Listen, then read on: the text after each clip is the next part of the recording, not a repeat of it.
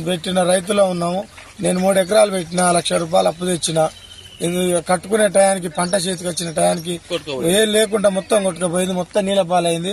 నడువుల వంటి వరదలే మొత్తం. మేము రైతులను చూసుకుంటూ అక్కడ ఏడ్చుకుంటూ ఉన్నాం, కానీ కనీసం ఏం చేసుకుని మా పంట నాపుకోలేని పరిస్థితిలో ఉంది.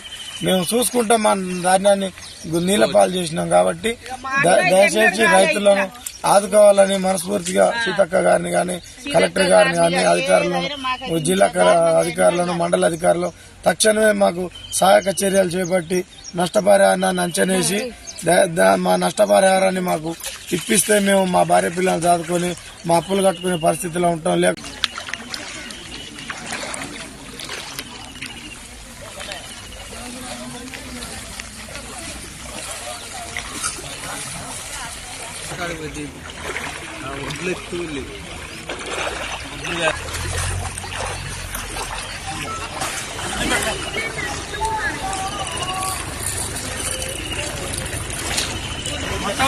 అన్న ఇప్పుడు వరద తగ్గినాక వరద తగ్గిదో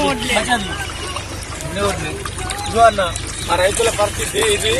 ఇంత మోకల వంటి వరదలా కొట్టుకుపోతున్నాయి. కనీసం వీటికి సెక్యూరిటీ లేకుండా పోయింది.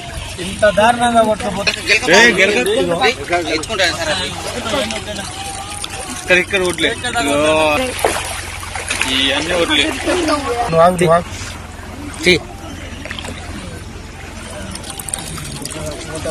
ఇది మా రైతుల పరిస్థితి. దయచేసి మీరు అధికారులు దృష్టి పెట్టాలి. మేము ఒక్కొక్కరి దగ్గర, కట్లేర్ల దగ్గర, ట్రాక్టర్ల దగ్గర, హార్వెస్టర్ల దగ్గర అప్పులు చేసి మేము వ్యవసాయం చేసుకున్నాం. ఇంత వంటి వరదల ఈ రకంగా వడ్లు కొట్టుకోబోతున్నాయి. మా దిక్కు కనీసం మనం అప్పులు కట్టుకునే పరిస్థితి లేదు. ఏ అప్పులోళ్ళు కూడా ఆగరు. వడ్లు పండినాయి అంటే అప్పులోళ్ళు ఇళ్ళకి వస్తారు. ఇంతవరకు మేము ఎవరికి రూపాయి కట్టాలనో, ఏడాది మా భార్య పిల్లల్ని ఏం చదువుకోవాలో అర్థం కాని పరిస్థితిలో ఉన్నాం.